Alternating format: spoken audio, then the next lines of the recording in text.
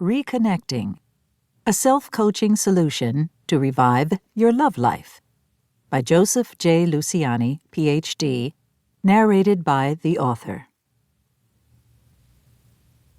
Part 1. The Self-Coaching Phase. Working Without Your Partner. Chapter 1. Can I really save my relationship? Becoming a catalyst. Catalyst. An agent that causes change or action. Suffering without hope is intolerable. Sometimes after hours in the quiet of my office, I can still hear the anguished voices. Don't you realize that your need to watch porn every time we make love makes me feel so cheap? I feel rejected when you watch other women. Don't I turn you on anymore? Stop pretending there's no problem. You can't even look at me anymore. It feels like we're on different planets, different worlds apart. What happened to us? Is it me? I just don't understand. You've become so nasty. You're not the person I married. I honestly think you hate me. I can't go on feeling this miserable. How could you do this to me? How could you sleep with her? Obviously, you have no respect for me or our relationship. Believe me, if I had a gun in my hand right now, I think I'd use it on you or her. I'm so confused. I just don't know if I love you anymore. Maybe a separation would help. It's not that I don't care about you. I just need time. I can't take the constant bickering. I just can't take it. I'm sorry. So sorry. It's not you, it's me.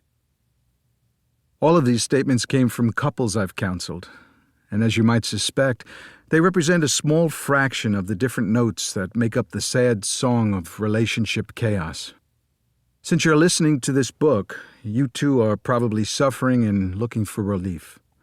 I wrote this book to give you hope, but hope by itself is too passive, too uncertain. So more than hope, this is a book about change, positive change.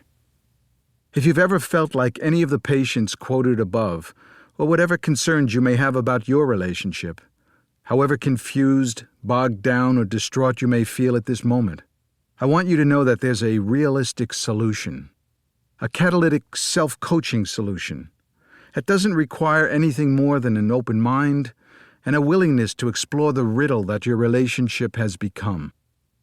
So if you're in a problem relationship, one that's slipping, becoming more troubled, less loving and more confused, I have one question for you. How come you're the one listening to this book and not your partner? Don't make any excuses. The simple truth is that you're the one who decided to do something about your struggling relationship, not your partner. And you're the reason I wrote this book. Sure, in a better world, it would be great if you and your partner would share the responsibility for change, but in the real world, most struggling relationships become asymmetrical. One partner becomes the problem solver and the other the problem avoider. You may be tempted to see your partner as the problem maker, but for now, try to suspend this belief until we discuss the dynamics of your relationship. Since you're doing the listening right now, let's designate you as the problem solver. And if your partner isn't happy with this designation, then by all means, share the book. Having two problem solvers in one relationship is great. But as you're about to find out, it's not a necessity either. From the start, let's face one undeniable law of relating. Struggle does not take place in a vacuum. Every struggle involves two partners with two unique perceptions, and every solution includes two partners with one shared perception. This book makes no claim that you can fix or change your partner. Only your partner can do that.